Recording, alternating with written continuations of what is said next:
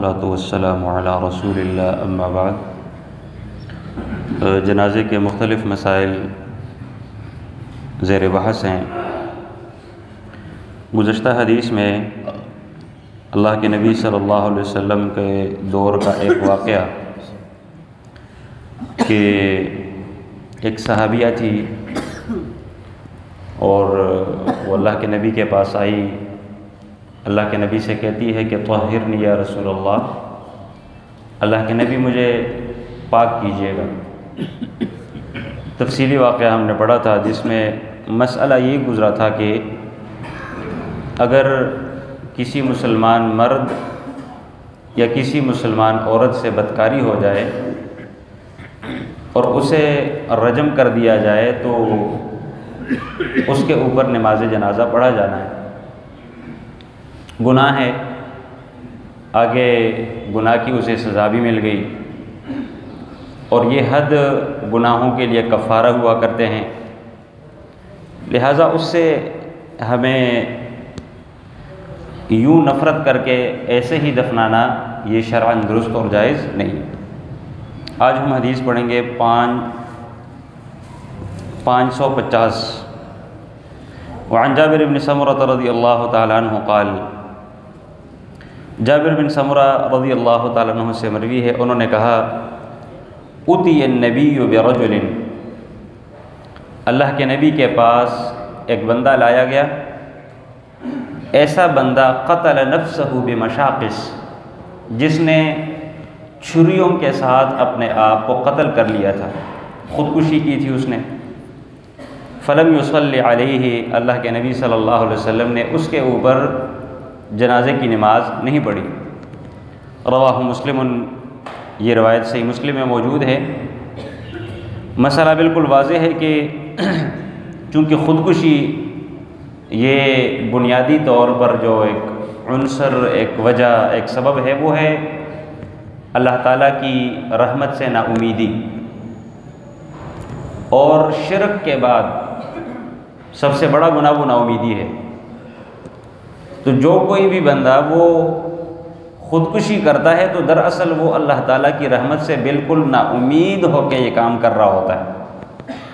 تو اس بنیاد پہ، اس گناہ کی وجہ سے اللہ کے نبی صلی اللہ علیہ وسلم نے اس کے اوپر جنازے کی نماز نہیں پڑھی، تاکہ لوگوں کو درس ہو، لوگ آئندہ کے لیے اس گناہ سے، اس کام سے اپنے آپ کو بچائیں۔ مقصد یہ تھا۔ ہمارے بھی معاشرے میں اگر کوئی ایسا مسئلہ ہو، علماء، نامی گرامی لوگ، انہیں ان جنازوں میں شرکت نہیں کرنی چاہیے۔ ہاں بالعموم مسلمان جمع ہو کے، کوئی ایک مسلمان آگے ہو کے جنازہ پڑھائے، پیچھے عام لوگ کھڑے ہو کر جنازے کی نماز پڑھ لیں تو درست ہے، لیکن نامی گرامی اور علماء لوگوں کو اس طرح کے جنازوں میں شرکت نہیں کرنی چاہیے۔ حدیث نمبر 551۔ وعن ابی ہریرہ رضی اللہ تعالیٰ عنہ، ابو ہریرہ رضی اللہ تعالیٰ عنہ سے مروی ہے، فی قصۃ المرأۃ التی کانت تقم المسجد، یہ اس خاتون کا واقعہ ہے، اس عورت کا واقعہ ہے جو مسجد میں جھاڑو دیا کرتی تھی، مسجد کی صفائی کرتی ہوتی تھی، اس خاتون کا واقعہ ہے۔ دراصل واقعہ لمبا ہے۔ اللہ کے نبی صلی اللہ علیہ وسلم نے چند دنوں سے انہیں نہیں دیکھا، روز آتی، مسجد کی صفائی کرتی۔ 2-4 دن اللہ کے نبی نے انہیں نہیں دیکھا تو اللہ کے نبی نے پوچھ لیا کہ بھئی وہ عورت نظر نہیں آ رہی، وہ کہاں ہے؟ صحابہ کرام نے انہیں کہا کہ اللہ کے نبی دراصل وہ فوت ہو گئی تھی اور آپ آرام فرما رہے تھے، لہٰذا ہم نے آپ کو، آپ کی نیند میں خلل ڈالنا ہم نے مناسب نہیں سمجھا، اور ہم نے لے جا کے تو اسے دفنا دیا ہے۔ اللہ کے نبی صلی اللہ علیہ وسلم نے کہا کہ بھئی تم نے مجھے اطلاع کیوں نہیں دی؟ جاؤ آجو مجھے اس کی قبر دکھلاؤ۔ اللہ کے نبی گئے، قبر کے اوپر کھڑے ہو کے اللہ کے نبی صلی اللہ علیہ وسلم نے اس کی نماز جنازہ پڑھی ہے۔ یہ واقعہ ہے۔ فسأل عنها النبی صلی اللہ علیہ وسلم، اللہ کے نبی نے ان کے متعلق پوچھا کہ وہ عورت نظر نہیں آ رہی۔ فقالوا، صحابہ کرام نے کہا ماتت، اللہ کے نبی وہ تو فوت ہو گئیں۔ فقال، اللہ کے نبی نے انہیں کہا افلا کنتم آذنتمونی، بھائی تم نے مجھے اطلاع کیوں نہیں دی، مجھے بتا دیتے، میں جنازے کی نماز پڑھا لیتا۔ فَكَأَنَّهُمْ صَغَّرُوا أَمْرَهَا۔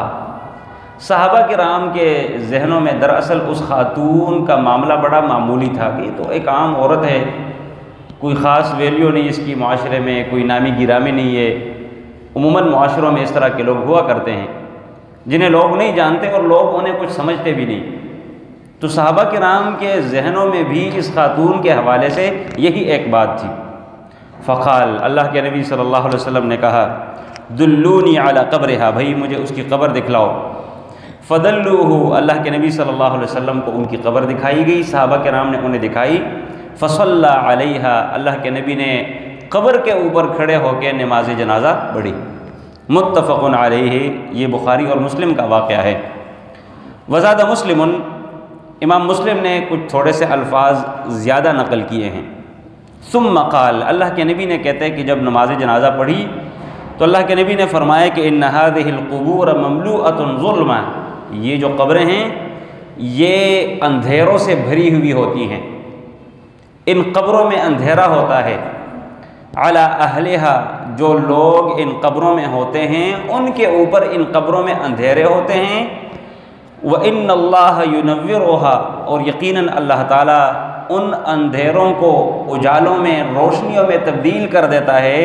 بِصَلَاتِي عَلَيْهِمْ، میرا ان کے اوپر جنازہ پڑھانے کی وجہ سے۔ جب میں جنازہ پڑھا لیتا ہوں تو قبروں میں جو اندھیرے ہوتے ہیں وہ ختم ہو جاتے ہیں، لہٰذا ایسے نہ کیا کرے۔ اس واقعے میں بہت سارے دروس ہیں ہمارے لیے۔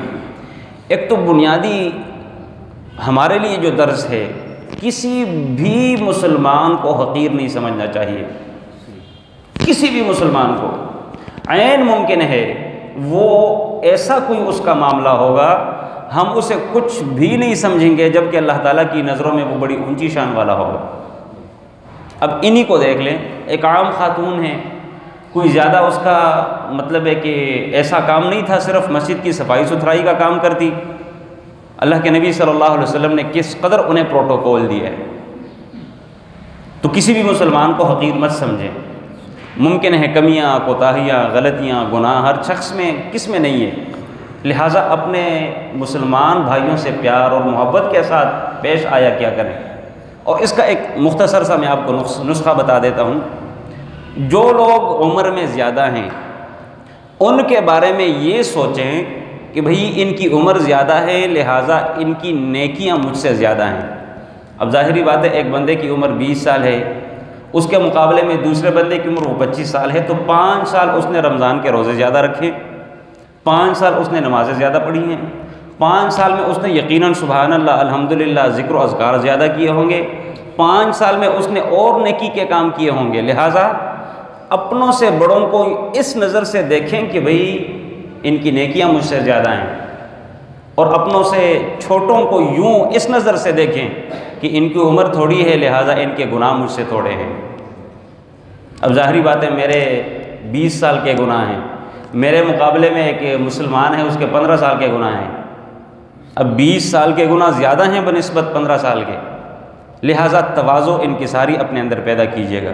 دوسرا ایک بڑا ہمارے لیے جو ایک قیمتی ایک موتی ہمیں مل رہی ہے اس سے، اللہ کے نبی صلی اللہ علیہ وسلم کس قدر عظیم تھے، لیکن اپنے معمولی سے صحابی اور صحابیہ کا بھی خیال رکھتے تھے۔ نظر نہ آتے فوراً پوچھتے کہ بھئی نظر نہیں آ رہے کہاں ہیں۔ ایک الفت اور ایک پیار والا معاملہ تھا اپنی امت کے لوگوں کے ساتھ، لہٰذا ہمیں بھی ایسے ہی کرنا چاہیے اپنے دوستوں کے ساتھ، اپنے احباب کے ساتھ۔ سبحانک اللہم و بحمدک، اشہد ان لا الہ الا انت، استغفرک۔